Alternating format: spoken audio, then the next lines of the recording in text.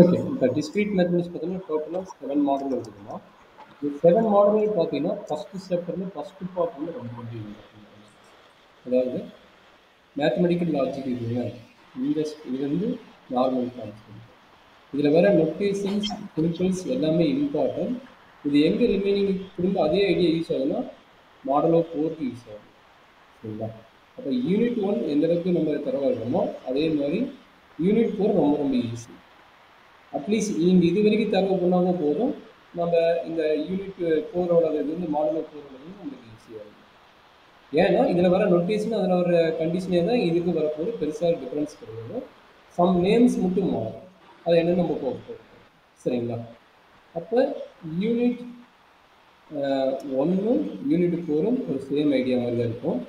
And model 2 and 3 இருக்குது பார்த்தீங்களா? Model 2 and 3 பார்த்தீங்கன்னா மேக்ஸிமம் அல்ஜிப்ரா கான்செப்ட் வரும்.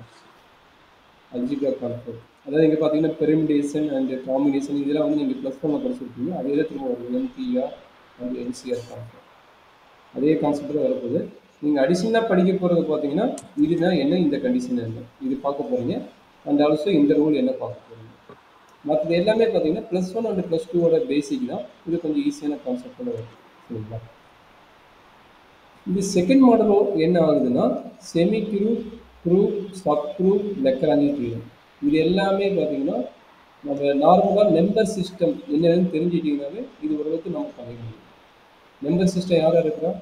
Real number, natural number, first natural number இருக்கும், அப்புறம் ஹோல் நம்பர் இருக்கும், அப்புறம் இன்டிஜர்ஸ் இருப்பாங்க, அடுத்து பார்த்தீங்கன்னா ரேஷனல் நம்பர், அடுத்து இரேஷனல் நம்பர், அப்படியே real number and also complex number. இவங்க தான் நம்பர் சிஸ்டம்.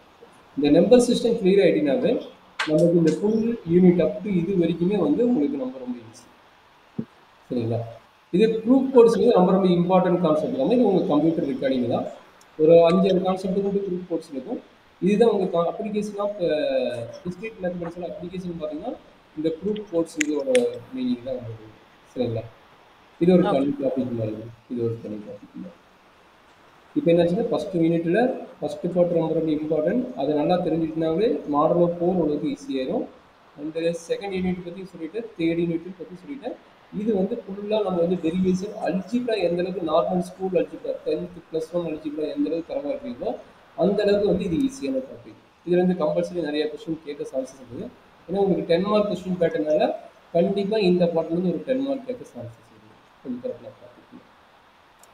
ஓகேம்மா. இது 4 யூனிட்டுமே பார்த்தீங்கன்னா பேசிக்காக பார்த்தீங்கன்னா உங்களோட டிஸ்க்ரீட் மேத்தமெட்டிக்ஸோட இது. ஏன்னா இங்கே கொடுத்துருக்கிற பேப்பரே பார்த்தீங்கன்னா discrete mathematics and craft theory சொல்லியிருக்காங்க. இந்த 4 யூனிட்டுமே பார்த்தீங்கன்னா டிஸ்க்ரீட் மேத்தமெட்டிக்ஸோட பேப்பர். மீதி 3 யூனிட் பார்த்தீங்கன்னா கிராஃப்ட் அது கிராஃப்ட் தியரி. யூனிட் 5லேருந்து யூனிட் 7 வரைக்கும் என்ன ஆகுதுன்னா கிராஃப்ட் தியரி.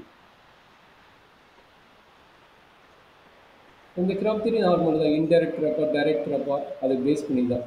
என்னன்னா இங்கே நார்மலாக இங்கே பாயிண்ட்னு இது பாயிண்ட்னு சொல்லுவாங்க. பட் இங்கே பார்த்தீங்கன்னா வெர்டெக்ஸ்னு சொல்லுவாங்க. இது இப்படி ஒரு லைனோ இப்படி ஒன்று போட்டோ இது வந்து கருவோ ஆர் லைன் சொல்லுவோம். பட் இங்கே பார்த்தீங்கன்னா எட்ஜுன்னு சொல்லுவாங்க. அப்போ அதே நேம் தான். கிராஃப்ட் தியரி வரும்போது பாயிண்ட்டுன்னு வர்றது வந்து என்னென்னு வரும், வெர்டெக்ஸ்னு வரும். அண்டு இந்த மாதிரி லைனோ இந்த மாதிரி கருவோ போகும்போது அதனோட நேம் இன்டர்சேஞ்ச் பாயிண்ட்டு எட்ஜுன்னு வரும். இது மட்டும் இந்த வேர்டு மட்டும் சேஞ்சஸ் என்னன்னு நம்ம தெரிஞ்சுக்கிட்டா கிராப் வந்து எப்படி ட்ராப் பண்ணால் என்ன மாதிரி crop, complete crop, type of crop நிறைய இருக்குது. இது பார்த்தா இங்கே பேசிக் கான்செப்ட்னு சொல்லிட்டு இதுலேயே நிறைய டைப்ஸ் இருக்குதுமா. அப்போ இது என்னன்னு நம்ம தெரிஞ்சிட்டோம் ஆட்டோமேட்டிக்காக நம்ம அதுலேருந்து எப்படி ட்ரீ வருது, அந்த ட்ரீலேருந்து நம்ம எப்படி எல்லா கிராப்புக்கும் நம்ம எப்படி கலரிங் பண்ண போகிறோம், கலரிங் எப்படி பண்ண போகிறோம் அப்படிங்கிற கான்செப்ட் இது மூணோட இது மூணுமே வேறு பேப்பர். அதாவது டிஸ்க்ரீட் மேத்தமெட்டிக்ஸோட லிங்காக இருந்தாலும் ஃபஸ்ட்டு பேப்பரும் செகண்ட் மாடலும் அதாவது 5th அண்ட் 6th மாடலும் மட்டும் நம்ம கிராஃப்ட் தியரியில் டிஸ்க்ரீட் மேத்தமெட்டிக்ஸோட பேசிக்கில் இருக்கலாம். பட் இந்த 7th மாடலும் ஃபுல்லாகவே கிராஃப்ட் தியரியோட பேசிக் தான். அப்போ இந்த 2 மாடலும் நம்ம தெரிஞ்சுன்னா 7th மாடலில் வந்து கொஞ்சம் ஈஸியாக இருக்கும். சரிங்களா? இதை நம்ம சிலபஸோட ஓவரால் திங்ஸு. ஃபஸ்ட்டு 4 யூனிட் பார்த்தீங்கன்னா டிஸ்க்ரீட் மேத்தமெட்டிக்ஸ், லாஸ்ட் 3 யூனிட் பார்த்தீங்கன்னா கிராஃப்ட் தியரி. ஃபஸ்ட்டு 4 யூனிட் எல்லாமே ஈஸி தான். நம்ம எப்படி அண்டர்ஸ்டாண்ட் பண்ணிக்கணும், ரொம்ப ரொம்ப ஈஸியான பேப்பர். டிஸ்க்ரீட் மேத்தமெட்டிக்ஸ்ங்கிறது compare to complex analyse and linear அல்ஜிப்ராவோட ரொம்ப ரொம்ப ஈஸியான பேப்பர். என்னன்னா எந்த அளவுக்கு அண்டர்ஸ்டாண்ட் பண்ணிக்கிறோமோ அந்த அளவுக்கு நமக்கு ஈஸியாக இருக்கும். இதே கொஞ்சம் ஒரு மாதிரி இருக்கும். ஒரு இடத்துல புரியாமல் ரொம்ப ஒரு மாதிரி இருக்கும். அதை மட்டும் நம்ம என்னென்னு பார்த்துட்டு கிளியர் பண்ணிக்கலாம்.